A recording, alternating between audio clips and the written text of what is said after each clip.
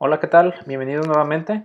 Hoy vamos a revisar en este video el inicio de la unidad número 5, que es transporte de membrana. Vamos a revisar durante esta unidad los mecanismos, como por ejemplo el transporte activo, el transporte pasivo, ósmosis, fagocitosis, endocitosis, y algunas cosas que tienen que ver o que vamos a empezar ahorita con este primer video, que es hablando de los gradientes de concentración, y en otro videito les hablaré también de las proteínas que están en la membrana que nos ayudan a transportar moléculas a través de esta membrana. Entonces, este video va a tratar de el gradiente de membrana y cómo funciona entonces este gradiente electroquímico que le llamamos. Ahorita vamos a explicar qué es, para que las moléculas pues puedan transportarse o puedan migrar de un lado hacia otro de la membrana plasmática. Y ya en otro video pues seguiré comentando, les decía, estos mecanismos como transporte activo, pasivo y los demás que comenté. Entonces vamos a comenzar entonces con lo que es gradiente de membrana. Ya hablamos en otras unidades, en la unidad principalmente de célula procariota, hablábamos algunas cuestiones de la membrana, de que estaba formada, cuáles eran esas funciones, y en esta unidad en particular pues vamos a hablar de esa función que tiene de poder transportar moléculas hacia adentro y hacia afuera de la célula. Entonces ya habíamos hablado, por ejemplo, que una membrana citoplasmática pues no es una membrana que sea impermeable, sino que es selectiva al paso de diferentes moléculas o iones, que iremos comentando cómo lo hacen a través de esta membrana. Entonces, en algunos casos son mediados por proteínas, por eso voy a hablar en otro video un poquito acerca de las proteínas.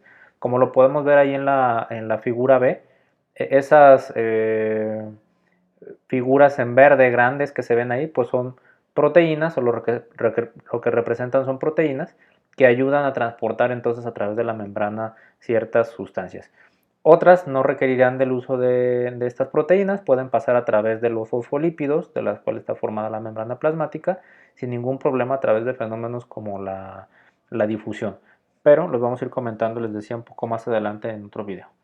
Aquí está nada más para hacer esa diferenciación que les comentaba ahorita con las proteínas y con moléculas o iones que pueden pasar a través de la membrana por diferentes mecanismos.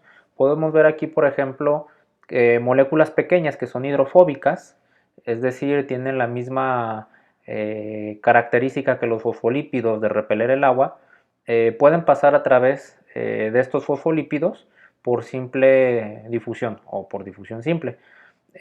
Moléculas como por ejemplo oxígeno, dióxido de carbono, nitrógeno, todos estos son gases, benceno, pueden pasar entonces a través de estas membranas. También podemos tener moléculas pequeñas, pero que no están cargadas, o que son moléculas polares, como por ejemplo el agua, el glicerol, el etanol. Entonces estas moléculas también van a pasar a través de difusión simple por la membrana plasmática, eh, abriéndose paso, digamos, a través de los fosfolípidos que conforman la membrana. Y luego tenemos, por ejemplo, moléculas que son grandes, que a pesar de que su carga les permitiría pasar a través de la membrana o de los fosfolípidos, por ejemplo, moléculas que no están cargadas o que son polares, sin embargo, por su tamaño no pueden pasar a través de difusión simple. Algunos de estos casos, por ejemplo, los aminoácidos, la glucosa, los nucleótidos o los nucleósidos. Entonces, necesitan otro mecanismo que vamos a ver más adelante. Y luego tenemos los iones, que los iones pues también son muy pequeños, sin embargo, estos tienen la restricción de que sí tienen una carga, y al tener una carga pues son repelidos entonces por la membrana plasmática. Iones como por ejemplo sodio, potasio, calcio, cloruro, magnesio, que vamos a ver también cómo pueden pasar a través de esta membrana, si no pueden hacerlo entonces por difusión simple, o en algunos casos podría ser difusión facilitada, pero vamos entonces a ver cómo se consigue esto. Es muy importante entonces la concentración que vamos a tener de diferentes moléculas adentro y afuera de la célula. Entonces, esta membrana lo que va a hacer, o las membranas lo que hacen, pues es mantener este equilibrio de iones o de moléculas tanto dentro, les decía, de la célula como fuera. Y un ejemplo muy claro es, por ejemplo, la composición en iones, ¿no? La composición de líquido extracelular y de líquido intracelular. Eso es lo que significa LS y LIC, ¿no? Líquido extracelular y líquido intracelular. Y entonces eso lo podemos ver, por ejemplo, claramente, les decía, en el caso de los iones. Vamos viendo particularmente el caso del sodio y el potasio, porque es un mecanismo muy importante que a lo mejor ustedes habrán escuchado, que se conoce o se llama como la bomba de sodio-potasio. Entonces, ustedes pueden ver ahí en esta tabla que tenemos diferentes concentraciones tanto dentro como fuera de la célula.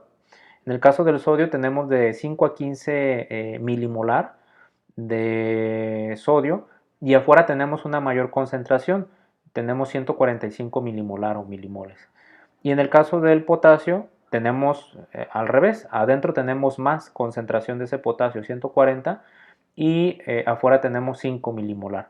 Entonces la célula necesita mantener ese equilibrio, pero ahorita vamos a ver que ese equilibrio, por cuestiones de termodinámica, ¿no? Por cuestiones de energía, eh, el equilibrio sería en forma, digamos, natural, si no existiera ningún mecanismo de transporte, sería que las concentraciones se igualaran, es decir, que yo adentro y afuera de la célula tuviera la misma concentración de los iones, pero podemos ver aquí que no sucede así. Entonces, ¿qué sucede? O sea, ¿qué propicia que entonces podamos tener eh, concentraciones diferentes, un gradiente? Ahorita vamos a definir el gradiente, pero eso es un gradiente, es una diferencia de las concentraciones tanto afuera como adentro de la célula. Entonces vamos a comentar esto que les decía de la bomba de sodio y potasio. Entonces, justamente se los acaba de decir, esto posibilita la aparición de lo que llamamos un gradiente de concentración o gradiente químico. ¿Qué es un gradiente? Un gradiente, final de cuentas, es una diferencia. Yo en este caso puedo tener un gradiente de concentración, es decir, en una zona tengo una mayor concentración que en otra zona, y entonces eso me genera un gradiente, eso me genera una diferencia de concentración o un gradiente químico. Eso es lo que llamo un gradiente. Es como, pues, tal cual una diferencia, una brecha entre esas concentraciones. Y además, como estos, por ejemplo, si hablamos de iones, están cargados, no tienen una carga, puede ser positiva o negativa, esto además va a generar que se cree una diferencia de cargas, un gradiente, o lo que llamamos un gradiente eléctrico, o un diferencial o una diferencia de potencial que se encuentra en la membrana plasmática. Entonces, cuando nosotros tenemos entonces una diferencia de concentración y una diferencia de cargas, le llamamos generalmente gradiente electroquímico, ¿sale? Porque es un gradiente de cargas eléctricas y un gradiente químico de concentraciones. Entonces yo tengo un gradiente electroquímico. Al final de cuentas, este gradiente electroquímico, por lo que me va a generar es, como ustedes pueden ver aquí en la imagen, ¿no? Está media pequeñita la imagen, pero pueden observar que yo voy a tener cargas de un lado y del otro lado de la célula. Y esto es muy importante, lo vamos a ver con un ejemplo muy claro, que es el de la mitocondria, cuando hablemos un poquito de el metabolismo, porque esto permite generar la fuerza motriz para generar las moléculas energéticas de la célula, que es el ATP. Entonces, esta carga es muy importante. Y entonces, a la diferencia que hay en las cargas en la membrana plasmática, pues le llamamos o decimos que hay una diferencia de potencial, ¿sale? El potencial de la membrana. Entonces ahorita vemos un poquito más de esto del potencial de la membrana y del gradiente electroquímico. Esto nada más pues es para representar lo mismo que les acabo de decir, la variación espacial, es decir, la diferencia que hay entre una zona y otra, entre el potencial eléctrico o las cargas eléctricas y la concentración, le vamos a denominar gradiente electroquímico, ¿sale? Como lo podemos ver aquí. O sea, yo tengo mayor número de moléculas, esto me está generando un gradiente, pero además como esas moléculas están cargadas, bueno, en este caso podrían ser iones, como tienen una carga, me generan además de una diferencia de concentración, de número de moléculas o de iones, me generan una diferencia en cargas eléctricas. Entonces yo tengo un gradiente electroquímico. Les decía, de forma normal, si no existiera ningún mecanismo de transporte más que los mecanismos, vamos a decirlo así, los movimientos normales o los movimientos libres, vamos a ponerlo en este término, los movimientos libres que tienen las moléculas o los iones en el líquido intracelular o extracelular, generarían que se equilibrara este gradiente electroquímico, es decir, que o las cargas se igualaran o que el número de moléculas o de iones también se igualara, es decir, por ejemplo, esta zona que tengo acá afuera, migren estas moléculas o estos iones hacia adentro para igualar entonces esas cargas o estas concentraciones, para igualar el potencial electroquímico. Y acá sucedería lo contrario. Las moléculas o los iones migrarían del interior de la célula hacia el exterior para compensar entonces esa diferencia. Ese sería el movimiento, digamos, libre de los iones o de las moléculas a través del espacio. Sin embargo, pues hay mecanismos que obligan entonces a las moléculas o a los iones a transportarse a pesar de esos gradientes.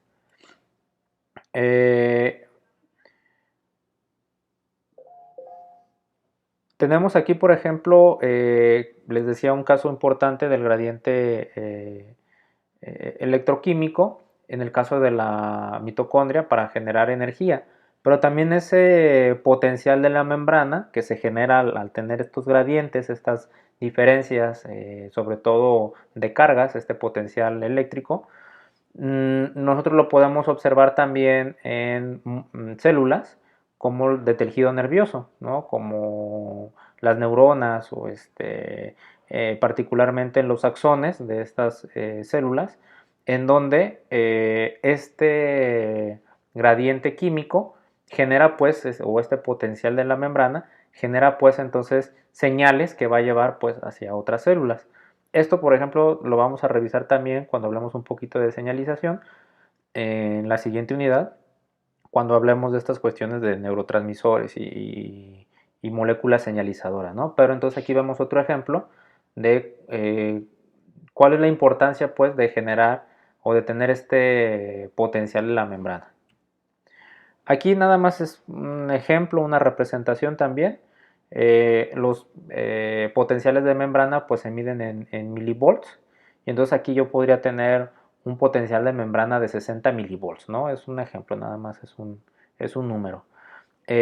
¿Por qué? Aquí nada más lo que vemos pues es que de un lado, en el lado, la parte extracelular, pues yo tengo cargas positivas y en la parte intracelular de la membrana pues yo voy a tener cargas negativas. Entonces eso me genera este potencial de la membrana que yo lo puedo medir y podría expresarlo en milivolts. En este caso le digo, pues es un ejemplo nada más, 60 milivolts.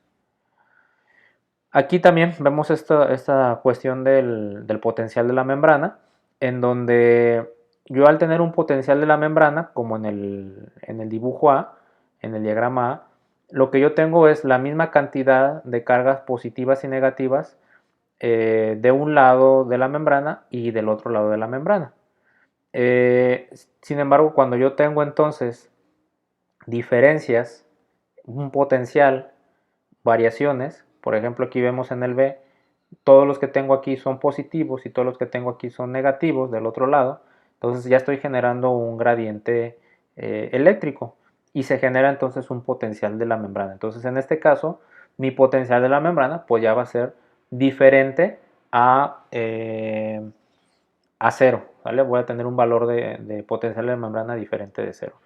Esto también es importante, les decía, el caso, por ejemplo, de la mitocondria, el caso de las células nerviosas, pero ¿cómo es que impactan? Lo vamos a revisar cuando hablemos de canales y de transportadores, porque hay ciertas moléculas que hagan de cuenta que funcionan, y se los voy a mencionar más adelante, como puertas eléctricas. Cuando hay este potencial de la membrana, se abren estas puertas, que son proteínas, que comunican el exterior y el interior de la célula para que puedan entonces pasar moléculas o iones de un lado o de otro. Entonces, esa es la importancia del gradiente de membrana.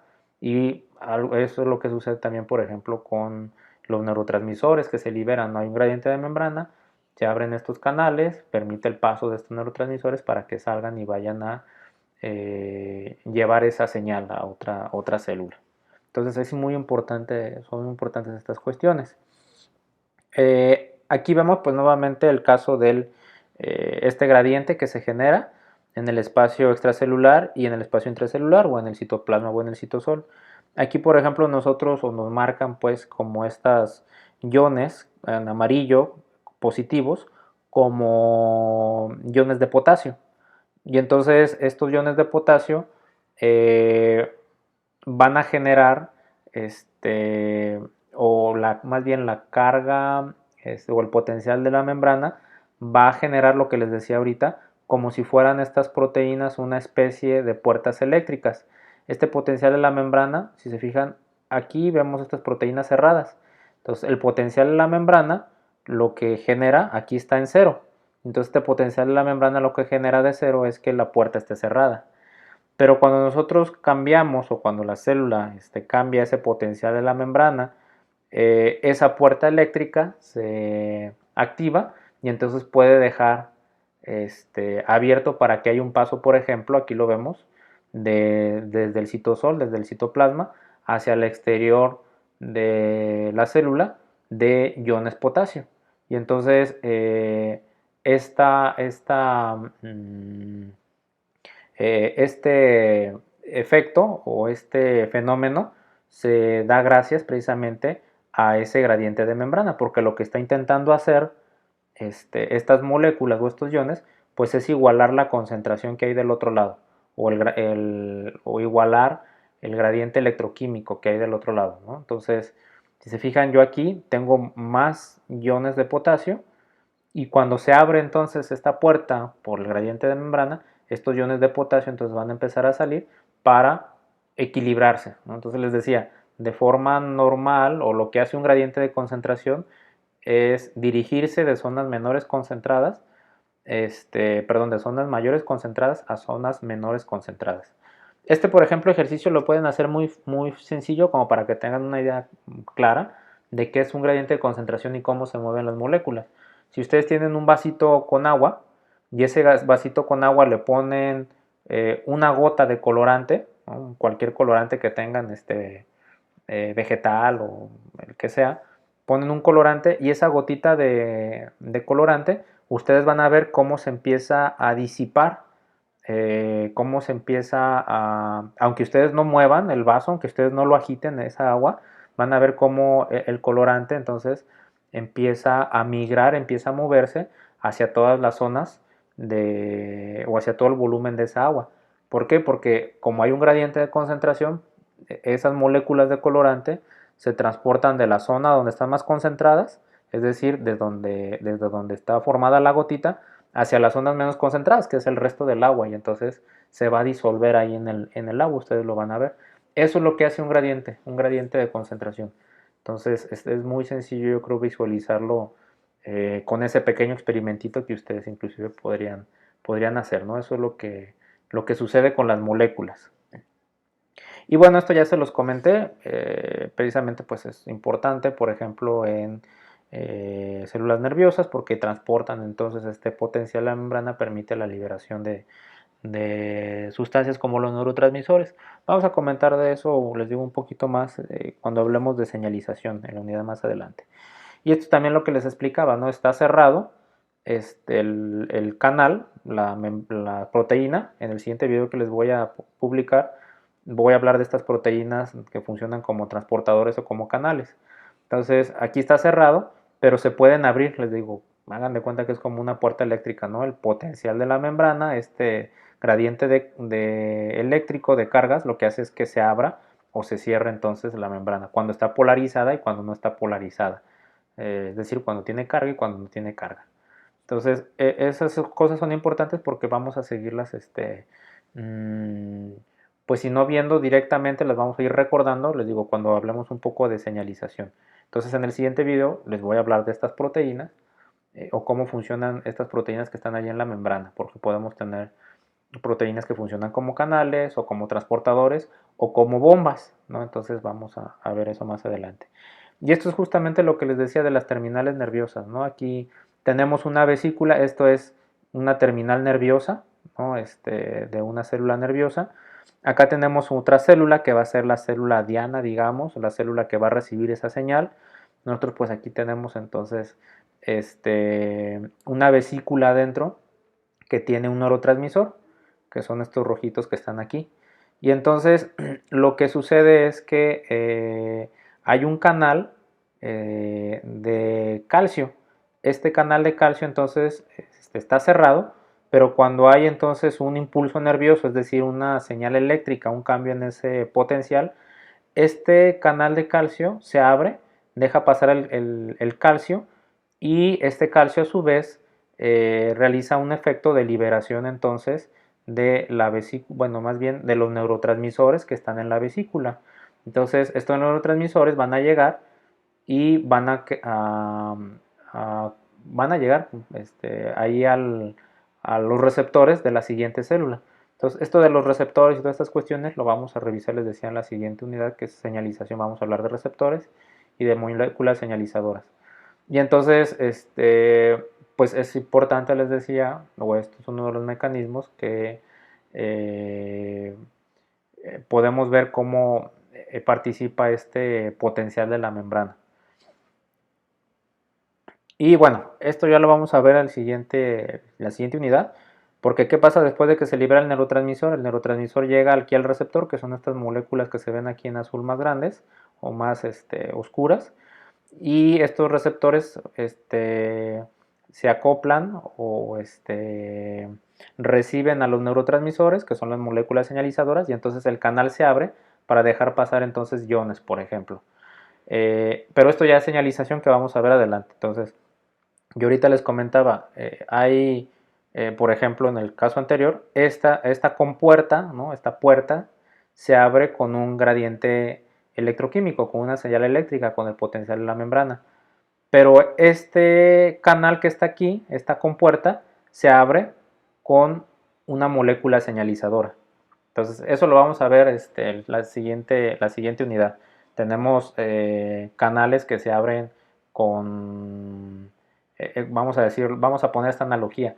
Hay canales que se abren o hay puertas que se abren eléctricamente y hay puertas que se abren con una llave. ¿Cuál es la llave? Pues en este caso es un neurotransmisor o una molécula señalizadora. Pero eso lo vamos a ver en la siguiente unidad. Aquí, bueno, esto también es parte de la siguiente unidad. No me quiero meter mucho aquí, pero aquí llega, por ejemplo, la molécula señalizadora y lo que hace es que se abra el canal. Aquí está cerrado, llega la molécula señalizadora, que es esta acetilcolina, y se abre el canal y entonces va a dejar pasar iones, como en este caso el sodio, ¿no? Pero eso lo comentamos más en la siguiente unidad. Aquí lo que estamos viendo, pues más bien es esta parte de las puertas que se abren eléctricamente, les decía. Por ejemplo, este, eh, con el potencial de la membrana que se genera en la sinapsis o en la señal eléctrica de las moléculas, perdón, de las moléculas, de las células nerviosas. Y luego ya, esto es lo que vamos a revisar también en la siguiente unidad, que es estos canales que se abren pues con una molécula señalizadora.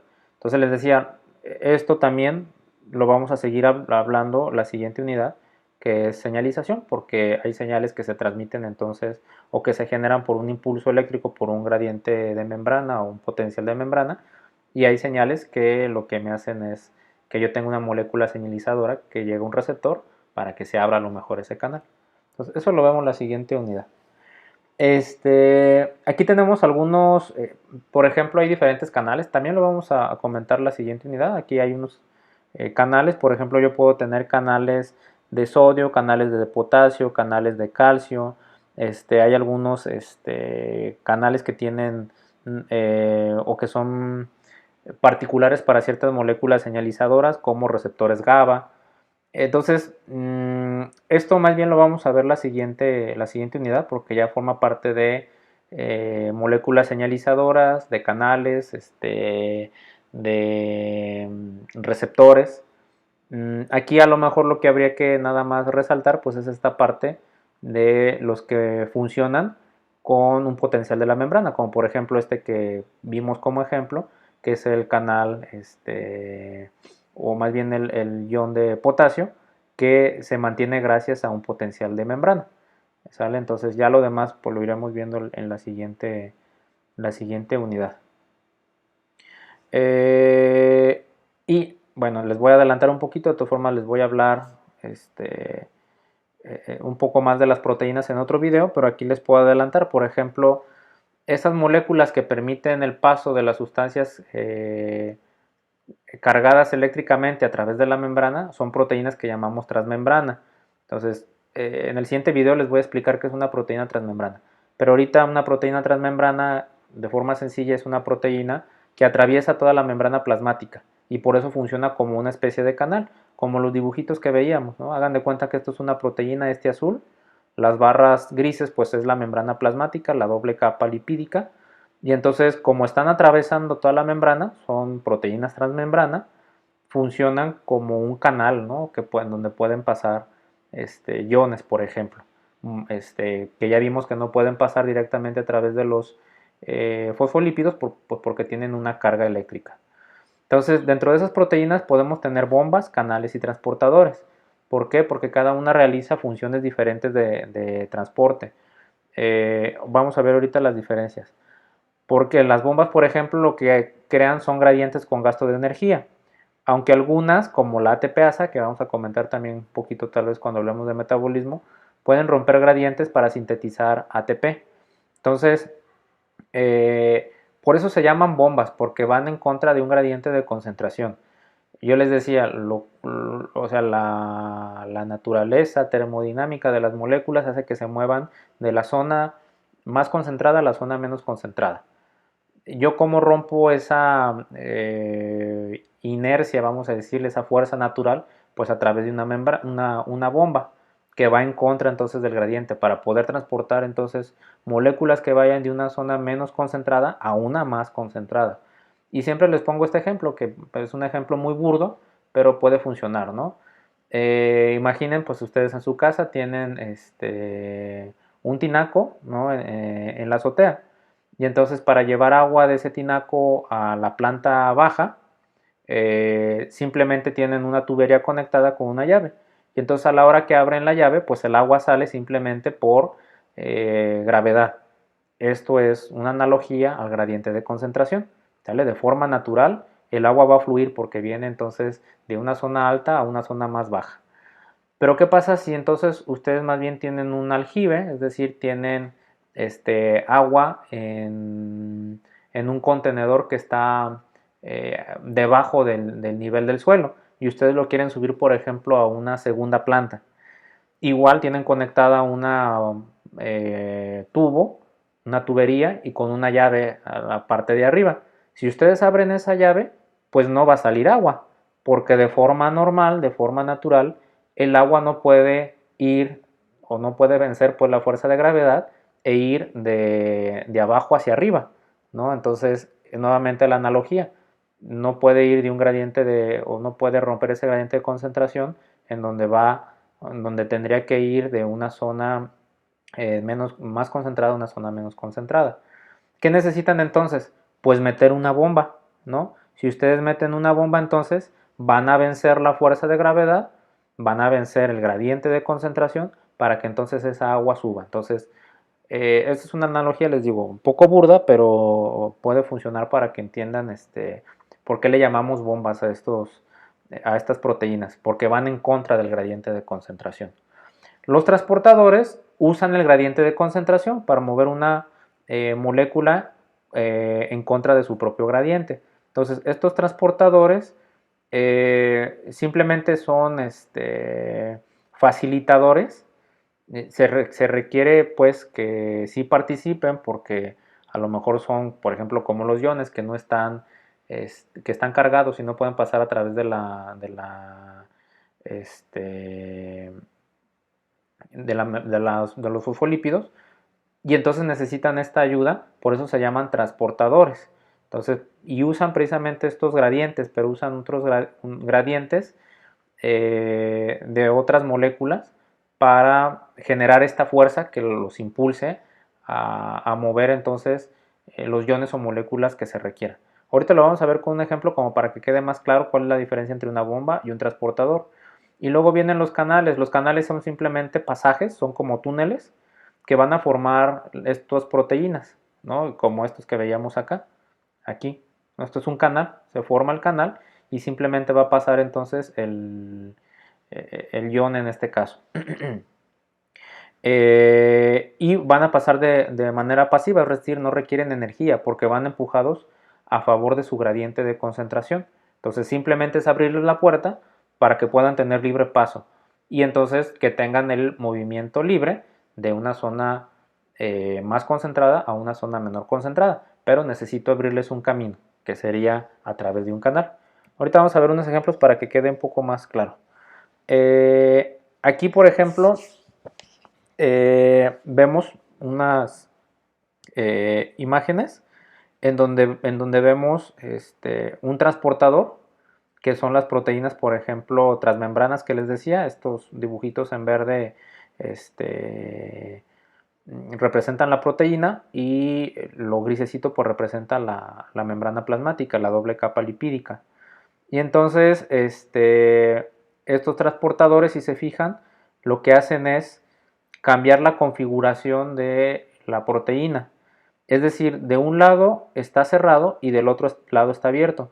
Entonces la molécula o el ion que necesitan transportar entra de un lado, la proteína cambia la conformación, se cierra de un lado pero se abre del otro y deja salir entonces el soluto. Y este mecanismo, o sea, si se fijan, es diferente al del canal, porque el canal, al estar abierto en ambos lados al mismo tiempo, los iones podrían pasar de forma continua. Acá en este caso del transportador no, porque acá el transportador solamente va pasando una molécula a la vez, ¿no? Aquí lo podemos ver. Y aquí inclusive le llaman soluto, porque el soluto pues, puede ser una molécula más grandota. Aquí estamos hablando de iones y aquí son, no sé, algún carbohidrato a lo mejor podría estar pasando a través de este mecanismo. Y entonces los mecanismos que requieren, bueno, lo vamos a ver más adelante, que requieren energía, pues se llaman transportes activos, ¿vale? Y entonces, bueno, esa es la diferencia, ¿no? Que hay en estas proteínas que se encargan de transportar pues, diferentes moléculas a través de la membrana y que son las que están generando entonces también o están modificando los gradientes electroquímicos, ¿vale? Para que pues, puedan hacer varias funciones las células, como ya lo vimos en algunos ejemplitos que vamos a comentar más en señalización, pues para generar una respuesta a través de la liberación de neurotransmisores o algunas otras cosas. Aquí entonces tenemos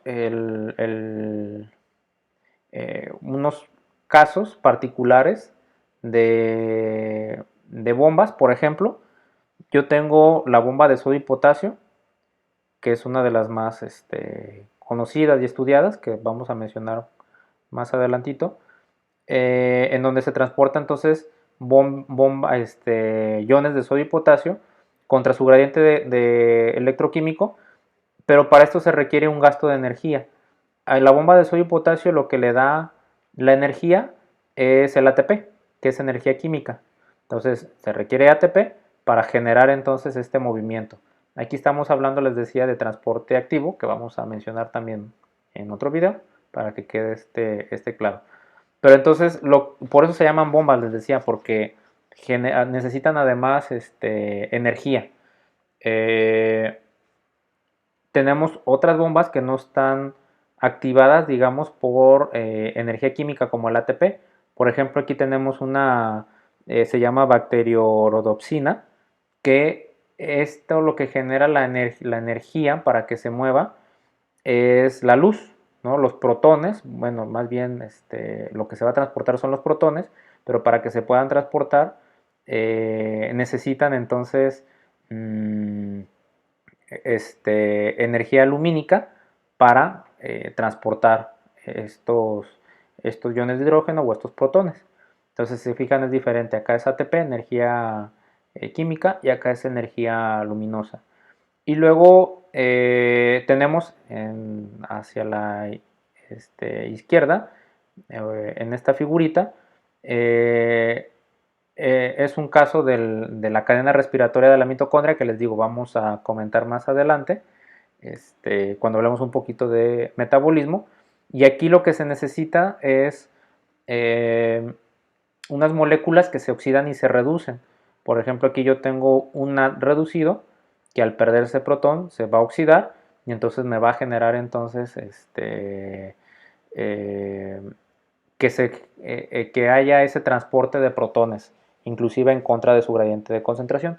Entonces, estas tres utilizan energía, nada más que utilizan diferente tipo de energía o diferentes moléculas que les permiten realizar este tipo de transporte. Y bueno, les digo, vamos a comentar de todas formas algunas cosas más en los siguientes videos, porque vamos a hablar de transporte activo, transporte pasivo, y les voy a hablar otra vez de un poquito de las proteínas, de estos que funcionan, o más bien cómo se clasifican, como por ejemplo proteínas transmembranas, que ya vimos que pues, son estas proteínas que proteínas que atraviesan toda la membrana plasmática. Y me parece, bueno, no es todo, creo que esta ya es de la última o de las últimas diapositivas, nada más como para hacer un, ¿cómo se llama? Un resumen de lo que vimos.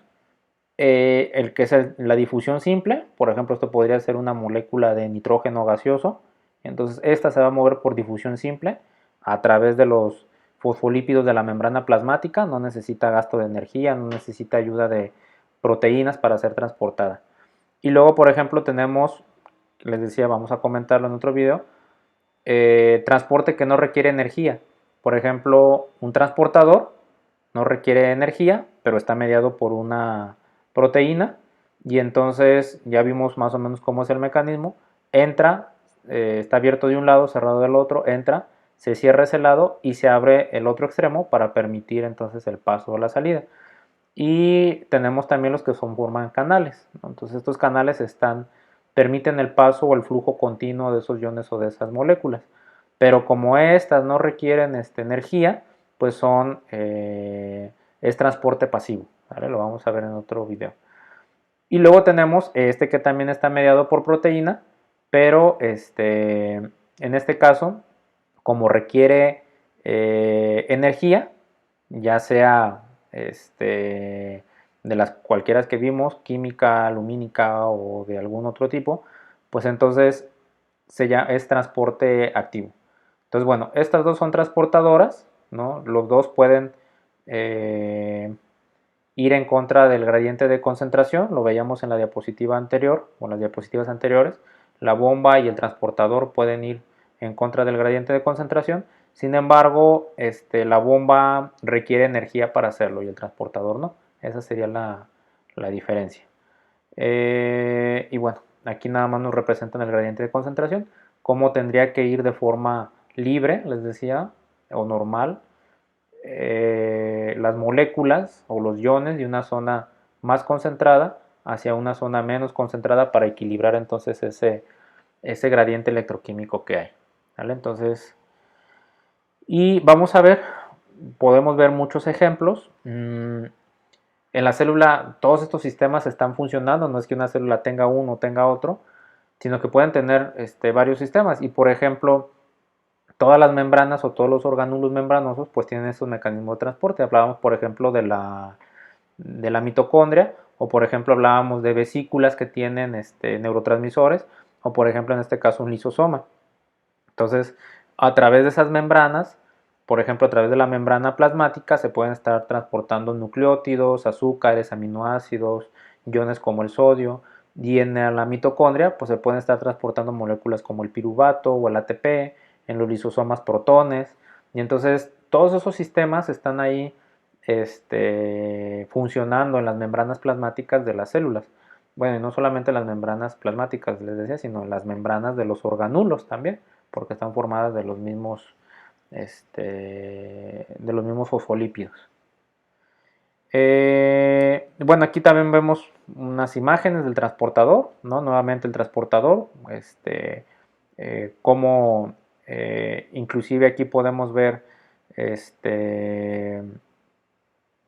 cómo el soluto entra al transportador, es una proteína, son macromoléculas, y entonces pueden funcionar así,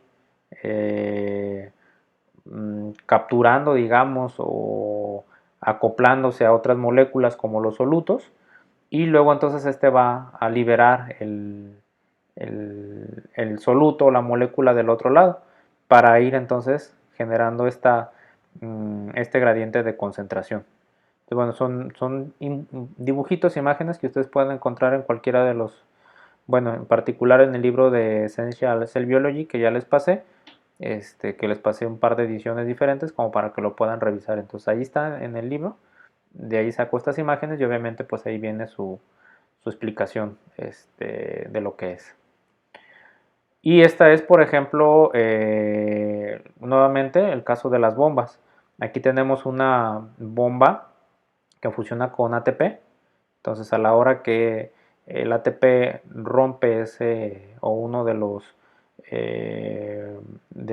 fósforos que tiene del grupo fosfato, libera la energía para entonces transportar esa molécula. Y entonces aquí el gradiente electroquímico tendría que ir de la zona más concentrada a la menos concentrada, como ya vimos, pero entonces la bomba lo que hace es empujar hacia afuera o hacia el otro lado la molécula, aunque vaya en contra del gradiente de concentración. Igual con esta otra bomba, pero esta bomba funciona con energía lumínica y entonces hace que la molécula vaya en contra del gradiente de concentración. Y acá tenemos otro caso. Este es un transportador, pero si se fijan, este transportador no necesita energía. Lo que usa es el gradiente de otra molécula o de otro ion, que de hecho es como funciona la bomba de sodio-potasio, que vamos a comentar también un poquito más adelante. ¿Cómo hace para que esta molécula amarilla se vaya al otro lado donde está más concentrada? Pues lo que hace es que toma moléculas o iones, que son estas rojitas de acá, y las hace pasar hacia el otro lado. Entonces, al hacer pasar estas rojas, empuja a las, vamos a ponerlo así entre comillas, empuja a estas amarillas para que pasen y vayan en contra del gradiente de concentración. Entonces, esto se le llama un transportador acoplado. Y lo vamos a ver, les decía, con el ejemplo, o lo pueden revisar ustedes con el caso de la bomba de sodio y potasio.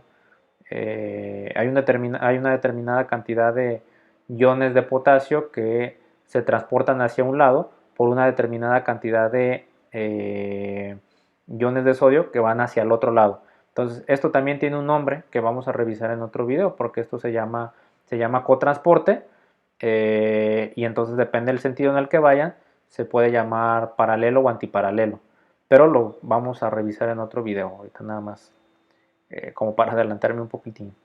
Entonces, bueno, esas son cosas que ya había comentado. Bueno, de hecho aquí están, fíjese, se me había olvidado que aquí estaban. Aquí está, de hecho es la bomba de sodio y potasio, en donde vemos que el sodio pasa hacia un lado y el potasio entra hacia el otro. Esto está mediado por energía, ¿no? La bomba necesita energía para que esto funcione y entonces van en contra del gradiente de concentración. Sodio va en contra del gradiente de concentración y el potasio va también en contra del gradiente de concentración. Entonces el sodio tiene que salir de la célula y el potasio tiene que entrar entonces a la célula. Pero ¿cómo lo hace si ya está? Tendría que ir en contra de ese gradiente de concentración, es decir, como el ejemplo que les ponía, no va a subir el agua nada más porque yo abra la llave. Entonces tengo que meter esa bomba para que transporte entonces estos iones. Y entonces este mecanismo en donde uno va hacia un lado y el otro se va hacia el otro lado, les decía, se llama cotransporte, en particular es antiparalelo porque va uno hacia un lado y el otro hacia el otro. Entonces eso lo vamos a revisar en el otro video, pero eso nada más es en cuanto al el sentido, digamos, en el que van viajando o se van transportando los iones. No tiene que ver pues con si es una bomba o no es una bomba, como en el otro caso. Este es un transportador, pero también encontramos un sistema antiparalelo, porque un ion va hacia un lado y el otro va hacia el otro lado. Pero este es un transportador, no requiere energía. Este sí es una bomba que requiere energía, pero también tiene un sistema de antiparalelo porque un ion va hacia un lado y el otro va en sentido contrario. Entonces nada más no se me vayan a confundir. Esto de paralelo antiparalelo solamente tiene que ver hacia el sentido en el que se mueven los iones o las moléculas. Les digo, lo vamos a ver en el siguiente, bueno, no sé si en el siguiente video, porque creo que primero les voy a hablar de proteínas, pero si no es en el siguiente, en el que sigue después de ese, ¿sale? Ok, aquí ya nada más vemos el funcionamiento, digamos, o un esquema del funcionamiento de la bomba de sodio-potasio, en donde precisamente vemos que el sodio entra y luego para que pueda haber o que tenga energía, pues tiene que utilizarse el ATP. El ATP a la hora que se rompe es uno de los fosfatos, libera la energía para que libere entonces el sodio y entonces el potasio aprovecha, digamos, y entra para luego entonces salir hacia el interior del hacia el interior de la célula o hacia el citoplasma. Y entonces así es como está funcionando, ¿no? La energía, digamos, que saca el sodio, pero también aprovechamos esa energía para meter al potasio a la célula. Y así está funcionando. Les digo, vamos a ver seguramente un poquito más de esto en otras presentaciones. Bueno, entonces aquí nada más era como para hablarles un poco del gradiente de concentración. En los otros videos, bueno, el gradiente electroquímico, no solamente el de concentración, sino el gradiente electroquímico. Y ya en los otros videos, pues continuamos hablando acerca de, o ya hablo más acerca de las proteínas de membrana, de los mecanismos de transporte como transporte activo, transporte pasivo. Estos sistemas que les digo solamente está, o sea, nada más el nombre es por el sentido en el que van, paralelo, antiparalelo.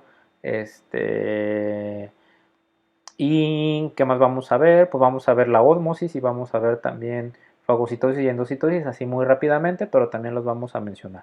¿Sale? Entonces este video era como un poco de introducción de lo que es el gradiente de membrana, pues para entender cómo es este fenómeno por el que las moléculas, les digo, o los iones se transportan o se tendrían que transportar de forma libre a través de una zona u otra. Pero ya vimos que la célula puede romper entonces ese flujo normal o natural mediante el uso de estos transportadores o de estas bombas para generar entonces las concentraciones que requiera hacia cada lado de la célula, hacia el interior o hacia el exterior. Bueno, le voy a dejar hasta aquí. Nos estamos viendo entonces en la sesión en Meet. Cualquier duda, pues ahí entonces aclaramos o detallamos alguna cosa que no haya quedado muy clara o que quieran ustedes que profundicemos un poquito más, ¿vale? Entonces, nos vemos, estamos en contacto y cuídense.